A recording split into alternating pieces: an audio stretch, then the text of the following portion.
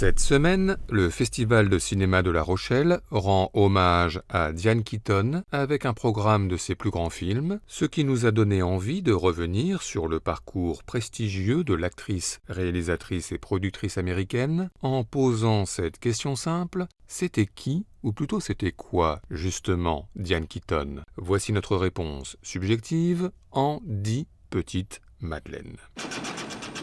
Diane Keaton, c'était tout d'abord des débuts au théâtre à la fin des années 60, notamment à Broadway, dans la célèbre comédie musicale Hair, avant une première rencontre décisive au tout début des années 70 avec Francis Ford Coppola pour le classique des classiques, Le Parrain. Diane Keaton y est Kay Adams, petite amie d'Al Pacino alias Michael Corleone, un couple au départ très uni qui se rend bras dessus bras dessous au mariage de Connie Corleone, puis qui apparaît un peu plus tard dans les rues de New York sous la neige au moment des achats de Noël, toujours bras dessus bras dessous, ou encore un peu plus tard, au sortir du Radio City Music Hall, et toujours très proche, avant le moment qui va tout faire basculer, la tentative d'assassinat de Vito Corleone, que l'on apprend dans les journaux, et Al Pacino de s'enfermer alors dans une cabine téléphonique pour appeler la famille, Al Pacino, Diane Keaton, couple désormais inéluctablement séparé, chacun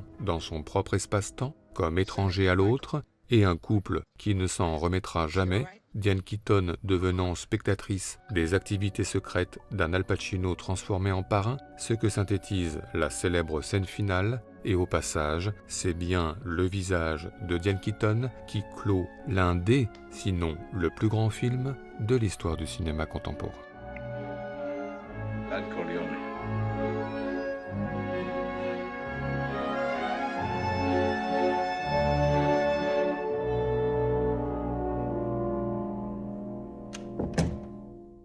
Diane Keaton, c'était ensuite au même moment une autre rencontre importante, cette fois avec Woody Allen, avec lequel elle partage la vie au début des années 70, avec de premières apparitions dans Tombe les filles et tais-toi, ou Woody et les robots, mais aussi en 1975, dans Guerre et Amour, pour une rencontre au sommet avec Napoléon, où la complicité Allen-Keaton apparaît évidente, ainsi que leur sens du tempo comique.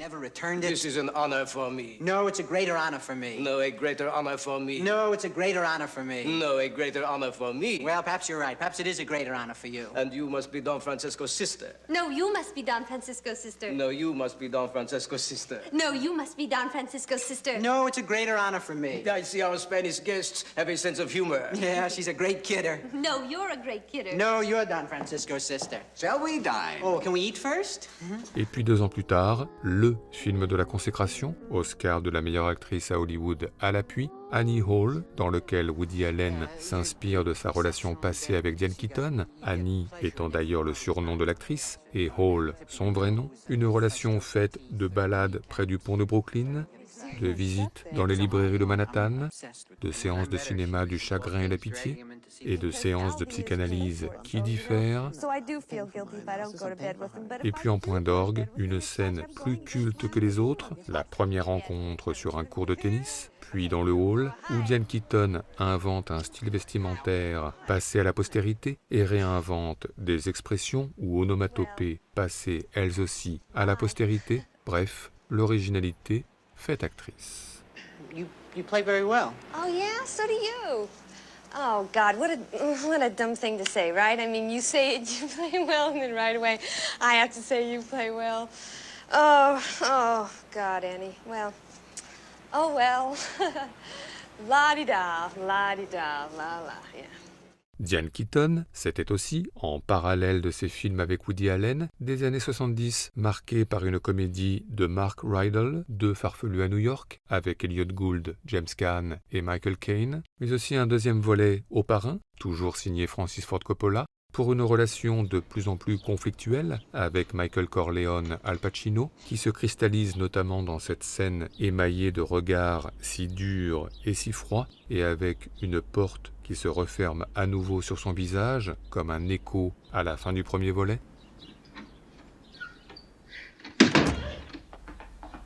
Et puis, en 1977, un film événement à la recherche de Mr. Goodbar que réalise Richard Brooks d'après un roman de Judith Rosner, dans lequel Diane Keaton casse son image et explore des facettes plus sombres de sa personnalité, avec le jour une Diane Keaton professeure pour enfants sourds et muets, My name is Miss Dunn. Yes. et le soir une Diane Keaton qui écume les boîtes de nuit, au rythme notamment de standards disco, ici Thelma Houston. Et puis bientôt la rencontre vénéneuse avec un Richard Gere tout jeune, avec ici au passage une allusion au parrain. Yeah, I seen the movie.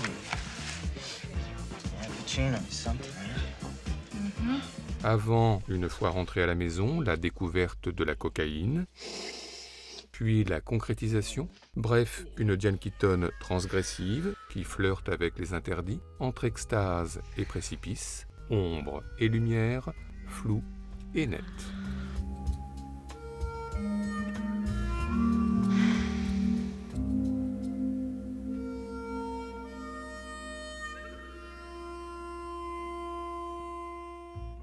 Diane Keaton, c'était ensuite, à la fin des années 70, de nouveaux films avec Woody Allen, et notamment Intérieur, drame familial autour d'une mère dépressive, vivant dans une maison immaculée, aux allures de clinique, et les répercussions de cette maladie sur ses trois filles, Diane Keaton, Mary Beth Hurt et Christine Griffiths, qui semblent toutes trois sorties d'un film d'Ingmar Bergman. Water so calm. Yes. It's very peaceful. Et puis un an plus tard, un nouveau classique des classiques, Manhattan, ode à la Big Apple, en noir et blanc et sur la musique de Gershwin, avec les salles de cinéma encore et toujours, mais aussi les galeries d'art, ou le planétarium de Central Park, sans oublier les balades nocturnes qui se terminent au pied du Queensboro Bridge, et enfin et surtout, comme d'habitude dans la collaboration Allen-Keaton, le goût pour les scènes de rencontre, ici tout en gêne et désaccord, que l'on pourrait regarder et écouter pendant des heures. We were downstairs at the Castelli Gallery. We saw the photography exhibition. Incredible. Absolutely incredible. Really, you like that? The photographs downstairs Yes, at the Castelli downstairs. Gallery. Great. Absolutely great. Did you? No, I really felt it was very derivative. To me, it looked like it was straight out of Diane Arbus, but it had none of the wit. Really? Well, you know, we didn't like him as much as the plexiglass sculpture. That I will admit. I mean, Really, you like the plexiglass, huh? you didn't like the plexiglass sculpture either? Oh, that's interesting. No, I don't know. It was a hell of a lot better than that steel cube. Did you see the steel cube? That was the worst. Now, that was brilliant to me. Absolutely brilliant. The steel cube was Yes. brilliant? To me, it was very textural. You know what I mean? It was perfectly integrated, and it had a marvelous kind of negative capability. The rest of the stuff downstairs was bullshit. Diane Keaton, c'était ensuite, au tout début des années 80, le premier rôle féminin dans Reds, fresque de Warren Beatty, sur la Révolution d'octobre 1917. Diane Keaton et Warren Beatty y incarnent deux journalistes écrivains américains partis à Saint-Pétersbourg pour rendre compte de la Révolution avec soulèvement populaire, discours de Trotsky et de Lénine et rapprochements sentimentaux en parallèle. Et puis un an plus tard, un grand film plutôt méconnu, Shoot the Moon, d'Alan Parker. Diane Keaton et Albert Finney y forment un couple en déliquescence, marqué par les crises de violence. Alors la séparation inévitable et la solitude dans la baignoire, en murmurant le If I Fell des Beatles.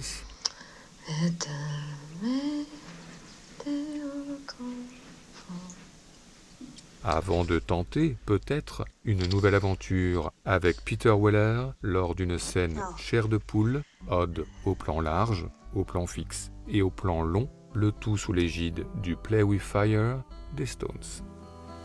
Well, you've got your diamonds and you've got your pretty clothes and the chauffeur drives. Lord, I love this song. You let Yeah, it's great. everybody know, but don't play with me 'cause you played with fire. Your mother, she's an heiress, owns a block in St.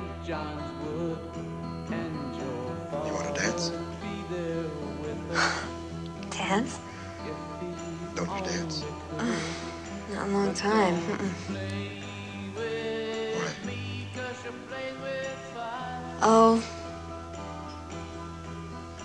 just a little nervous. Nervous? Scared. Why? Because it's been a long time since I've danced or been alone with a man other than my husband. By the score. Now she gets her kicks in Stepney. Diane Keaton, c'était ensuite, dans la continuité des années 80, un film d'espionnage de George Roy Hill, La petite fille au tambour, adapté de John le Carré, mais aussi Crime du cœur de Bruce Beresford, drame familial dans lequel trois sœurs, Diane Keaton, Jessica Lange et Sissy Spacek, se retrouvent pour un anniversaire, feuillettent les albums photos et se souviennent de leur mère, comme un écho à intérieur de Woody Allen.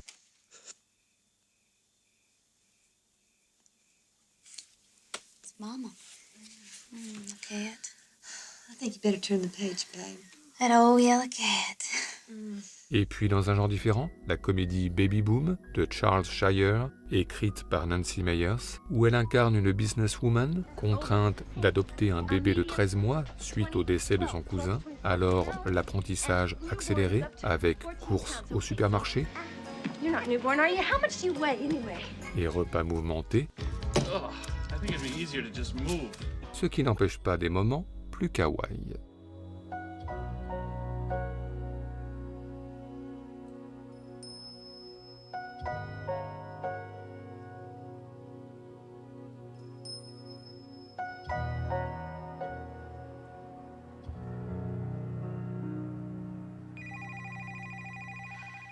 Diane Keaton, c'était au même moment des débuts dans la réalisation avec l'étonnant Heaven, présenté à la quinzaine des réalisateurs à Cannes, documentaire où Diane Keaton enchaîne les entretiens et questionne la notion de paradis, tout en multipliant les extraits de films liés de près ou de loin à la thématique, comme un mash-up avant l'heure.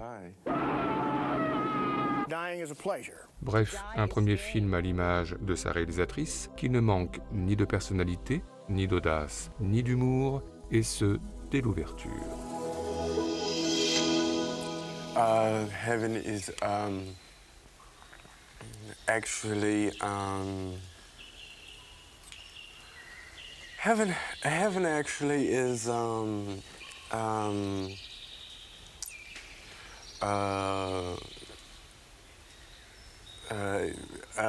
heaven is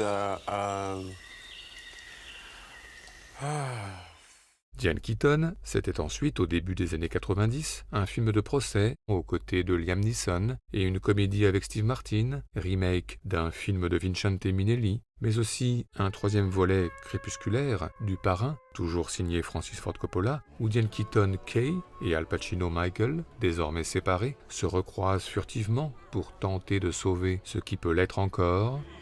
OK.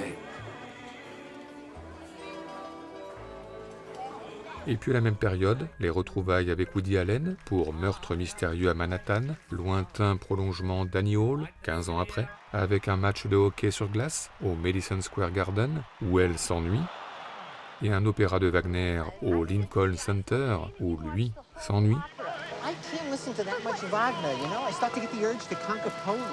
Et puis les séances de cinéma, encore et toujours, cette fois assurant sur la mort, avant le retour à l'appartement et la découverte de la mort accidentelle de leur voisine. Sauf que Diane Keaton a un doute, alors elle et lui de s'improviser détective avec fouille d'appartement, mais aussi filature en voiture, très décalée. Woody Allen et Diane Keaton obligent. You know, I'm not a good driver. I can't chase somebody in a car. I'm going to have an accident. I'll wind up hitting a school bus or something. It's nighttime. There's no school buses at nighttime. Don't tell me that. What about night school?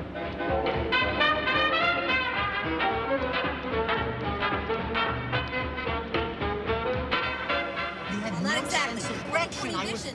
You had Well, no not exactly. sense of But direction. anyway, no, I do have sixth grade. He Where the came hell right are here. we?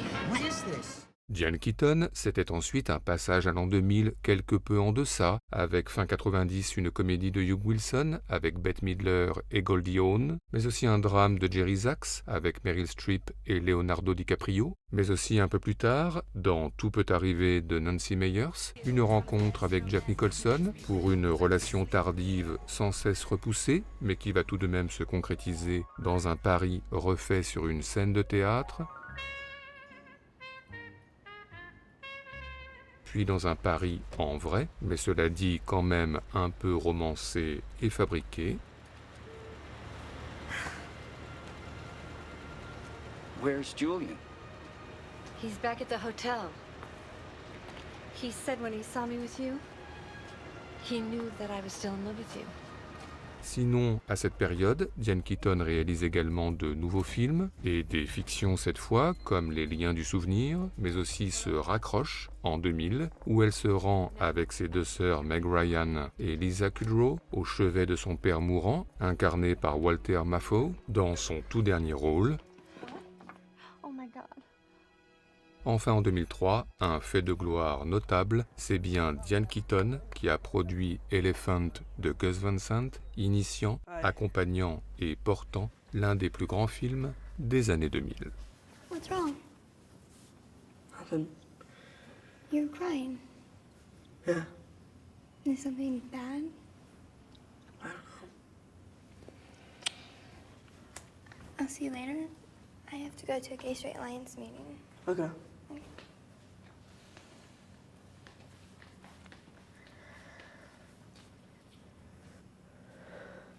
Diane Keaton, c'était ensuite une décennie 2010 à nouveau en deçà, une comédie avec Jane Fonda, une romance avec Michael Douglas chez Rob Reiner et une autre avec Brendan Gleeson tournée à Londres, mais pas de grand dernier rôle de Chant du Cygne pour clore une filmographie et une vie, ainsi quand même dans la série The Young Pope que réalise Paolo Sorrentino pour HBO, le rôle de Sœur Marie, mère adoptive et bras droit du jeune pape Jude Law, formant à eux deux une force contestataire au cœur du Vatican, un Vatican dont Diane Keaton observe les manigances à distance, cigarette aux lèvres, comme un symbole. Voilà. Pas de Chant du Cygne donc pour Diane Keaton avant sa disparition prématurée l'année dernière à l'âge de 79 ans, comme si le cinéma récent n'avait pas su quoi faire d'une telle personnalité. Dommage évidemment, mais finalement difficile de nourrir quelconque regret, tant Diane Keaton a donné, apporté, inventé, pendant une vingtaine d'années, et plus particulièrement les années 70. Alors pour conclure, revenons à Annie Keaton, à Diane Hall, sur scène, espiègle, facétieuse, originale et géniale. Oui, Diane Keaton, artiste origéniale, et ce, selon la formule consacrée, pour l'éternité.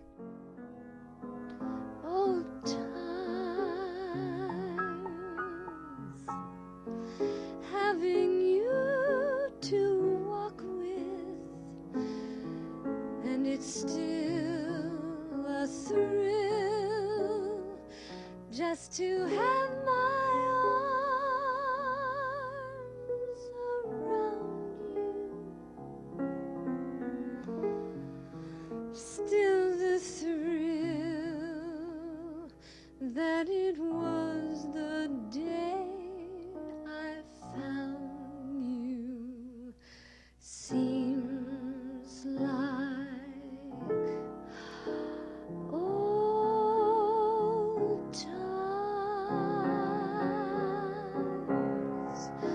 dinner dates and flowers,